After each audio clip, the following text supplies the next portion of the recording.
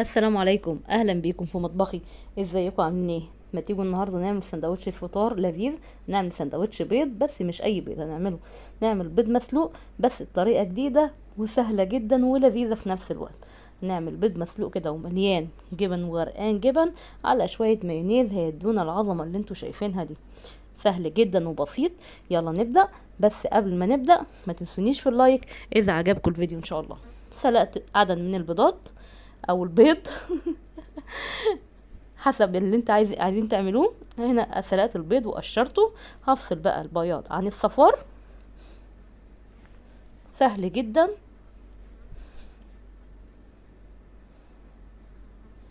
بقول لكم بيض سندوتش بيض مختلف عن عن المعتاد. كده فصلت البيض عن الصفار. هبتدي بقى اهرس. انا ممكن اهرس الاتنين مع بعض، بس لما نهرس الصفار لوحده والبياض لوحده هيبقى ناعم زيادة عن اللزوم شوية. فهنا ههرس البياض بالشوكة او بالهراسة بتاعت البطاطس. في ناس بتضربه في الخلاط او في الكبة عشان ينعم اكتر. انا عايزاه يبقى فيه قطع صغيرة كده وانا باكل الساندوتش. تمام. سهل جدا، خدش منه وقت تماما، يعني مش محتاج كبة. لسه هنكمل الهرس بتاعه مع باقي الاضافات. كده خلصت هرس البياض زي ما انتوا شايفين. وممكن نعمله بالمبشرة على فكرة، يعني ممكن نجيب مبشرة او مصفى وننزله من فتحات المصفى هيطلع ناعم برضو. حطيت عليه الصفار بتاع البيض، واحط عليه اي نوع من الجبنة البيضة. اي نوع جبنة كريمية، مثلثات، كيري، الجبنة القشطة، اي جبنة عندكم يا جماعة. جبنة فيتا.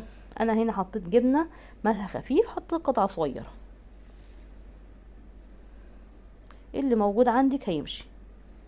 عايزه تعمليها الجبنه اللي هي في الاسواق اليومين دول، اللي هي نكهات مختلفه، اللي هي بالزيتون والرومي والشيدر، اللي يعجبكم. كده هفرم بقى او اهرس البيض الصفار مع البياض مع الجبنه اللي حطيناها. المكون التاني شريحه من الجبنه الرومي. افتتها كده بايدي او اقطعها بالسكينه زي ما انا عملت. حسيت ان السكينه هتقطعها انعم، فقلت اقطعها بالسكينه شريحه واحده او شريحتين حسب ما انتوا بتحبوا الجبنه الرومي في الاكل. هي كده كده مش هتظهر لان هي هتسيح، وكل النكهات هتختلط مع بعضها، هيدوا ميكس غريب كده، ميكس غريب وحلو في نفس الوقت. كده قطعت قطعه الجبنه الرومي. تمام. عندي موتزاريلا. احط مش كتير، هحط شويه موتزاريلا كده مع الخلطه، والباقي هخليه عشان احطه على وش السندوتش، لان احنا ندخله في الميكروويف عشان الجبنه تسيح كده وتدي مطه حلوه. احط شويه فلفل طبعا عشان زفرت البيض، وشويه من الملح. وما نكترش ملح عشان ده هنا بحط شطه، شويه شطه صغيرين. اللي حابب يحط شطه يحط، اللي مش حابب بلاش. وشويه من الملح زي ما قلت لكم، ما نكترش الملح لان في جبن في الموضوع. لو حسينا ان هو محتاجه ملح ساعه الاكل ممكن ندي رشه بسيطه كده من الملح. اللي هيربط المكونات دي كلها مع بعضها المايونيز. حط مايونيز، معلقتين كبار كده من المايونيز، او حسب ما بتحبوا او حسب كميه البيض والمكونات اللي احنا عملناها دي. يعني المساله زي ما بقول لكم دايما نسبه وتناسب. العين هي اللي بتقدر المقادير على فكره برضو. هخلط كل المقادير كده مع بعضها.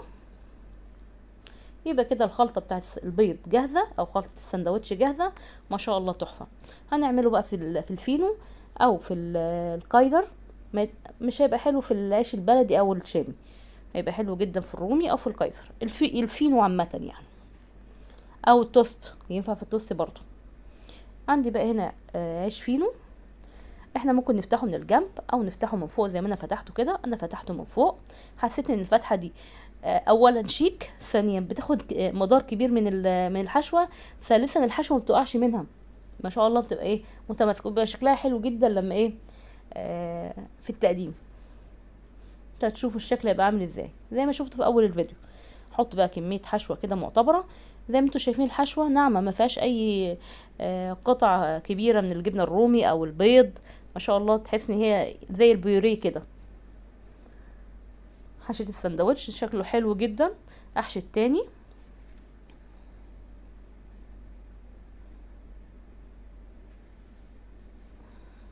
زي ما قلت لكم الحشوه او تقطيع الفينو كده من فوق بياخد حشوه زياده شويه عن الايه، عن ما بنفتحه من الجنب. يبقى شكله كده عامل زي القارب. تمام كده خلصت. ابتدي بقى احط بقى شويه جبنه موتزاريلا كده على الوش، عشان احنا ندخله الميكرويف، سواء ندخله الميكرويف او تحت الشوايه في الفرن، او ممكن نحطه في طاسه ونغطي الطاسه بغطا بحيث ان الموتزاريلا ايه تسيح. عندك 3 خيارات اهم، مش لازم ميكرويف، مش هنقف على الميكرويف يعني. كده زي كده حطيت شويه جبنه كده على وش السندوتش. كده السندوتش جاهز ان هو يخش الميكرويف عشان يسيح طبعا الجبنه بتاعتنا. هنقله بقى في طبق كده اللي هدخله الميكرويف نفسه، طبق نظيف. انا ممكن ادخله في الطبق ده، بس الطبق ده طبعا عليه وقع جبنه كده فمش عايزاها تسيح في الطبق، فاجيب طبق نظيف ارص فيها السندوتشات واحطها في الميكرويف. ما شاء الله جميل جدا. اديها بقى رشه كده من الشطه، حاجه حلوه تزيين كده. مش عايزين تحطوا شطه، ممكن رشه بابريكا.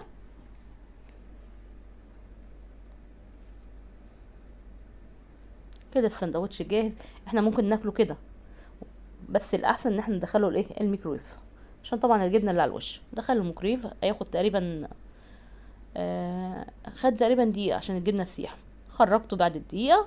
ما شاء الله تحفه بجد، والله العظيم تحفه، مش عشان انا اللي عاملاه. جربوه وهتشوفوا النتيجه وهتعجبكم. دي له رشه كده من البقدونس المجفف، تزيين برضو طعم. ممكن نقدمه كده، وممكن نقطعه بقى شرايح زي شرايح صغيره كده يعني، على قد اللقمه. وممكن ناكله كده زي ما بقول لكم. ما شاء الله جميل ازاي، حلو قوي. جربوه ان شاء الله يعجبكم، واشوفكم في فيديو جديد. باي باي.